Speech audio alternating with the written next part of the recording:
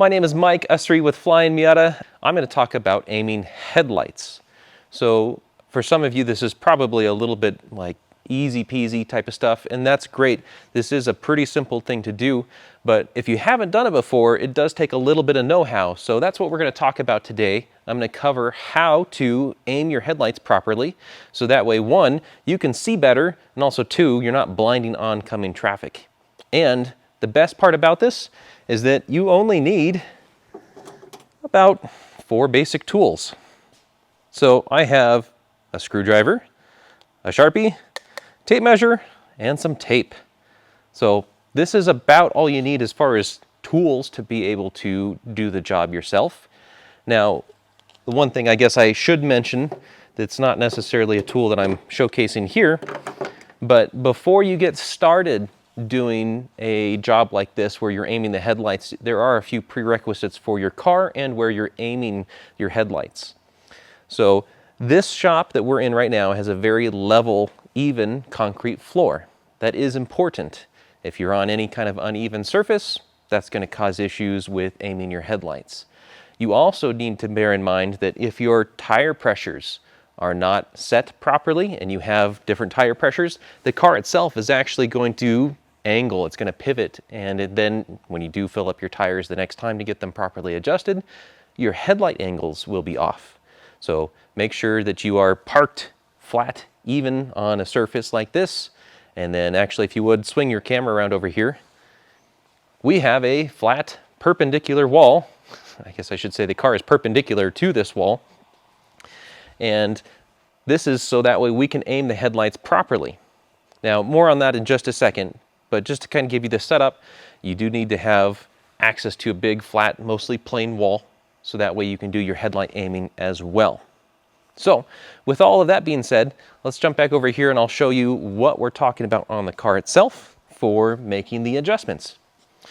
And because I skipped over this earlier, if you do have comments or questions about this process while we're doing it, feel free to drop us a comment down below and we'll try to get to them towards the end of the video if I don't answer them during the video itself. As our example today, I'm going to be using this NB Miata. So we're actually going to talk about all 4 generations, but just because I only have one wall here that is clean enough for me to be able to use as the adjustment wall, I've got this NB set up. The process is pretty close to the same for all 4 generations as far as what I'm going to be doing though. So most of this you can do yourself on any of the other 3 generations too. But on this one, just to showcase what normally you'd be looking for, come over here with your camera if you would, and actually come around on this side. On the back side of your headlights, hopefully you can see that, there's usually some kind of an adjustment screw that you will have access to. And on this particular car, because this is an NB2, you just need a screwdriver. And to be able to make the adjustment, obviously you can just turn this with a screwdriver.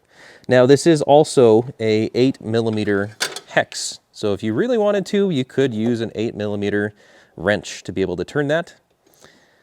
And this adjustment will actually make changes to the whole housing for the usually high beam and low beam at the same time. In this particular case, this car only has adjustments for up, down. Now some of the other cars, and I'll show you an example here in just a little bit, also have adjustments for left, right. And not all cars do, such as this NB. Most modern cars actually nowadays don't give you that adjustment because they are set at the factory for their left-right adjustment. But you still need to be able to up-down adjust, because if you change ride height, if you have more luggage, if you make any moderate changes to suspension or otherwise, you still need to be able to make those up-down changes to accommodate for best vision down the road and not blinding oncoming traffic. So, now that we've talked about some of the parts, some of the adjustments, or what most adjustments look like, at least on this car, let's talk about what do we even aim for. So in this particular car, the reason why I'm using this one actually is because if I turn on the headlights, there we go, I go ahead and take a look at our wall down on the other side, and you can see that there's a relatively flat cutoff line. So right now, these headlights are right about here on this line, kind of at the bottom of these green tape pieces. And if you've ever seen these pieces of tape on this door in previous videos and you've wondered what the heck they are for, we're about to find out today. So this is what we're actually going to be adjusting, is we're making changes to this level based on that beam pattern on the door. Now, how do I know how far up or down I need that beam pattern, that cutoff line at the top of the beam pattern, to be set? That's where our handy dandy tape measure comes out. So what we need to know is right in the middle of our beam pattern on our headlight, I want to take a measurement from the ground up to about the middle of our headlight. On most lenses, there's going to be a little circle or sometimes a small square that you don't normally see unless you start looking at it, but there's a little square right there. And on this car, at this ride height and with my tire pressures adjusted properly, we are right about 21 3/4 inches. So what I need to do is take that measurement and then go apply it to the wall. But we do want to accommodate for an angle because we don't want our headlights to be aimed completely straight forward. We actually want them to be slightly angled down. That way, one, we get the most out of our beam pattern, because if you shoot your light just straight out in front of you, it's never actually going to likely touch the ground if you're on flat pavement, and most of that beam pattern is going to be wasted. And you really want to see what's in front of you. So we do want to angle it down just a little bit, but also too, that makes it less likely that you're going to come up a crest or something like that and blind oncoming traffic accidentally. Now, how do we know what angle to adjust our headlights? There are actual specifications in nearly every owner's manual for what that angle should be and how to achieve it. A general rule of thumb for nearly all road-going vehicles is that about an inch of drop for every 10 feet of measurement is about the good ballpark. So normally what I like to do to make sure that I've got plenty of room to do adjustments is I will park a car just like this, facing a wall about 30 feet away. So I've actually measured from that wall to the headlamp, and I've set myself down a piece of tape. That's my 30-foot marker right there. So I know that from this point, if I go 30 feet to the wall and measure, this is also where, if you don't already have a bunch of tape on the wall, bring your tape, your Sharpie, and then I'm going to measure here on the wall, and I want to aim for 21 3/4, right? But I want that to drop about 3 inches by the time that I get to the wall for where my measurement should be for this adjustment. So that means I should be aiming for about 18 3/4 inches. So in this particular case, actually, I have a little mark here listed 19. So I've already marked it on this particular wall for probably another Miata that I was adjusting a while back. So I know that my beam pattern needs to actually be just below this 19-inch mark on the wall. And I've done the same thing already over here on this side for the other headlight, because we will aim them each individually. So now I know I've got my markers here that are 3 inches lower than where the headlights physically measure at the car. So now we have the perfect spot to aim for. So to be able to actually do these adjustments now, because looking at it, it might be a little bit confusing as far as which one is where. This is where you need some kind of a block. You can use cardboard like what I'm doing here. You can use a t-shirt, whatever. But now I can see that I just have one headlight beam shining on the wall here, and I can see what's going on for that one. That way when I make the adjustment, I'm not trying to figure out, okay, am I actually going up or down? Screwdriver, find that little adjustment. It's a little bit more difficult to see on this side since there's an air filter in the way.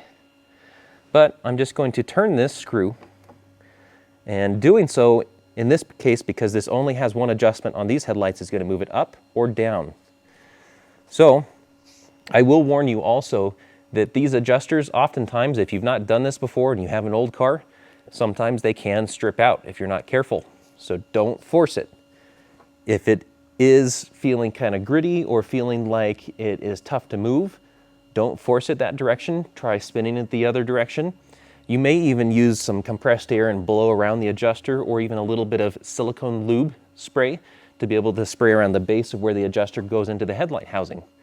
But from there, you just want to carefully rock it back and forth until you can get it to freely move without forcing it. So be careful.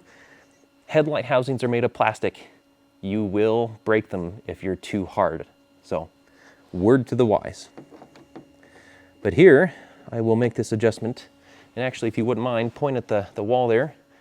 And just to kind of give you an exaggerated example, let's see here. This one's actually a little bit stiff to turn. I'm going to have to wiggle it a little bit, just like I was saying. And I've actually switched over to the wrench so that way I can get a little bit better purchase. A lot of times these adjusters are also a little bit stripped out. There we go. So now you can see that I'm actually making the adjustment and it's going lower on the wall. So obviously if I want it to go a little bit higher to reach that mark, I need to spin it the other direction.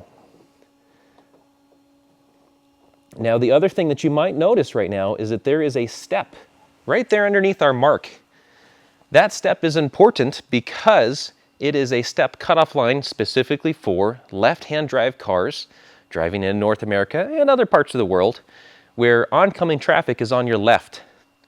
So what we're aiming for is actually the lower step on the left to get up to where that mark is, because that is where oncoming traffic should not be. Basically, we're giving them a little bit extra leeway for protection against blinding them with our beam pattern. So I'm going to start raising this up now to where that lower step is just underneath that 19-inch mark. There we go. Right about there. So now that lower mark is right where I want it. And I'm going to do the same thing for the other side. So I'm just going to move our board over. And actually here you can see now, hopefully it comes across on camera, but you can see the two different beam patterns where they're pretty slightly, well, the left one is higher than the right one. So same process. Let's move over here to this side. And then I'll make the same adjustment on this one. And again, with the step there, if you have your mark over to the side like this one, you might want to re-mark off or re-measure your tape and line. Since I have lines on this wall because it is a garage door, I can actually pretty easily just give it a little bit of a nudge beyond that crease in the door. And that's going to be about where I want it. So now that I have the passenger side adjusted, what I can do is move my block.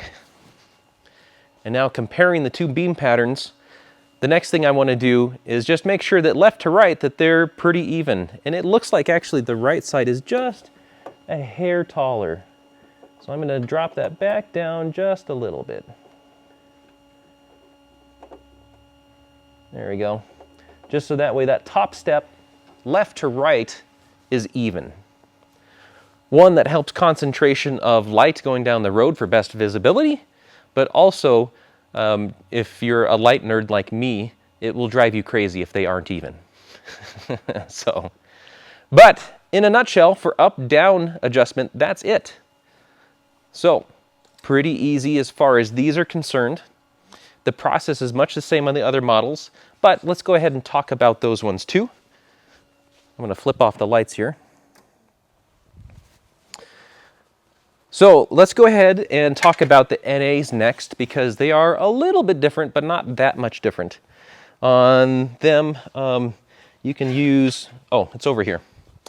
You can use a screwdriver method just like you can with NBs and NCs for that matter. Actually here, let's do it with the lights off so that way you can probably see what I'm pointing at a little bit better. I do recommend using a screwdriver. This should be a number 2 Phillips, by the way, but a screwdriver that has a longer shaft like this one. And that's because on the adjustment for these headlights, and this is true with stock or aftermarket or whatever you have here, but you have an adjustment screw on the outside of your headlight, and then you have one at the bottom. The outside one is not too difficult to get to, but unless you have a screwdriver with a longer shaft here, it's difficult to get to this adjustment screw down at the bottom, just because you have to cross the distance and your bumper cover's kind of in the way. So this, because there are 2 adjustments, there's a screw, again, just a little Phillips head screw down here. This adjustment is up, down, or your Y-axis. And this adjustment on the side is your X-axis, or horizontal left-right adjustment. So same process for the up-down as what we just did on the NBs, but you say, what do I need to do to adjust my left-right? So the only extra step that you have to do there is measure. So measure from the center of your headlight, left to right, find out whatever that measurement is, 40-ish inches or whatever, and then from there, mark on your wall that distance from center to center of your headlights. Make sure that your car is parked as perpendicular as you can. Aim your headlights up, down, and then after you've measured this for your distance apart, do the same thing where you get the steps, or at least as close as you can to steps on the NAs. I'll show you a little bit more in just a second. But that distance should stay parallel all the way down the road. So it's pretty easy. Again, block off one headlight at a time when you're doing that, so that way you can aim your left, right for each, and then get them parallel, pointing at the wall, you're done. Pretty easy peasy. Now, on the older cars, one thing to bear in mind is that because they are older, and these headlights, the 7-inch rounds, have been around, gosh, forever. They don't have as nice a cutoff line, a beam pattern, light output, etc. as the newer cars. Even the NBs have a pretty good leg up on the NAs. Let me show you what I'm talking about. So you can look over there at the wall and already tell it's not a very clean cutoff line. This is unfortunately just what NAs have to deal with. Let me show you on a board here. This might give you a little bit better idea. Come on this side, if you would, Mr. Cameraman. I'm actually going to have you point at this lid that I have. So I'm just standing here, I don't know, maybe 10 feet in front of the car. And just moving it side to side, you can see here's the hot spot. And then here's the hot spot again for this other headlight. But you can see that the step is not very clearly defined on NAs. So there is a little bit extra kind of guesswork that you have to factor in with NA Miatas, simply because they have a reflector style housing. Oh, and this is also true for the 99 2000s, although they're a little bit better for their beam cutoff.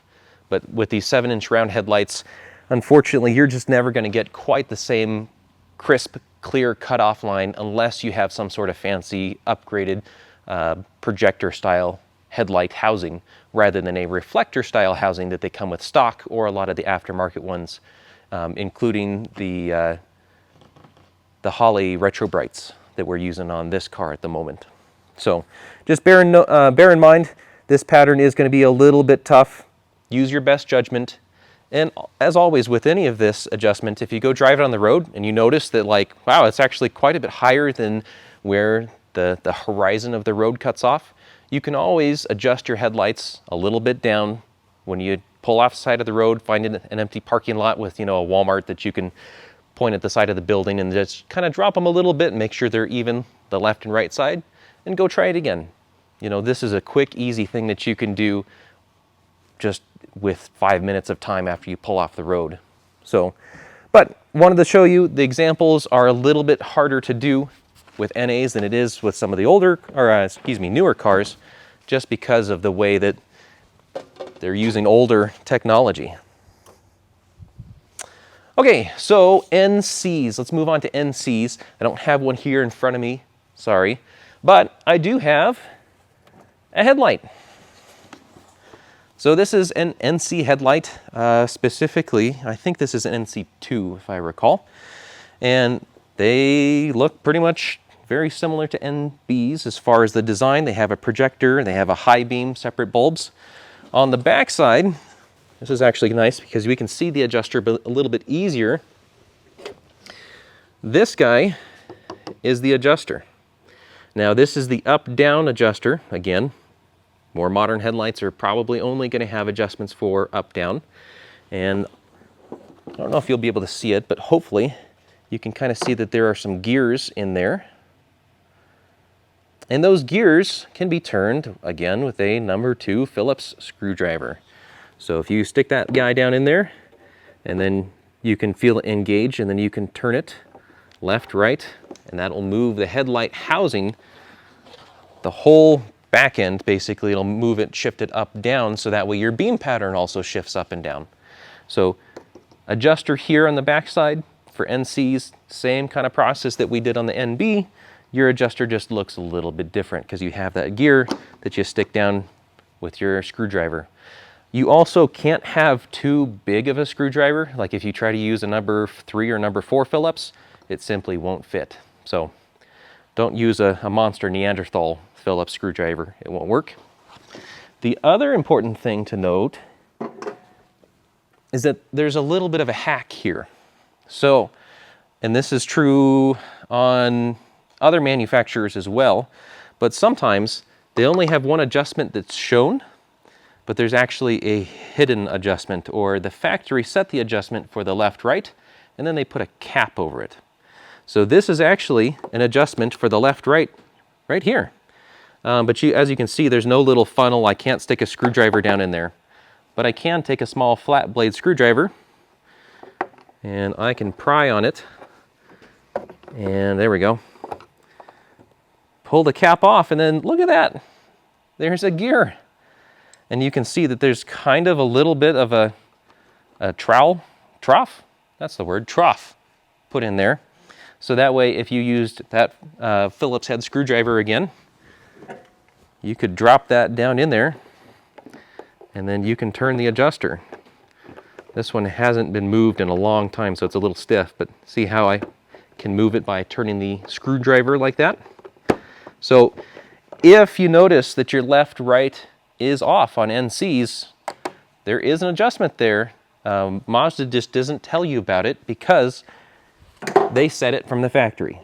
And it should be good, but if you're dealing with a car that's been in a wreck, or maybe you've had to replace the headlight and you got an aftermarket headlight, if it's aftermarket, it may not have that either. So if you don't have factory headlights, your adjusters may look a little different.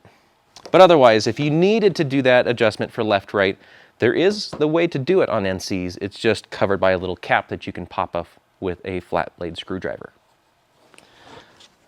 All right, let's move on to the NDs, because the NDs actually are mostly different from the NAs, NBs, and Cs because there's more electronics involved. So over here, I have our ND on jack stands and blocked and all that kind of stuff with a wheel off. And you might think, well, the headlights aren't back there. What the heck are you doing? Well, let me explain. All NDs have automatic up-down adjustment headlights. You might say, no, no, no, only some of the higher models have adjustable headlights.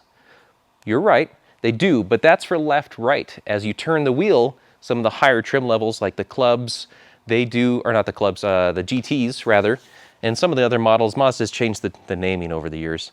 They do have auto left-right adjusting headlights, so that way as you turn the steering wheel, your headlights will follow, so that way you can see where you're steering into.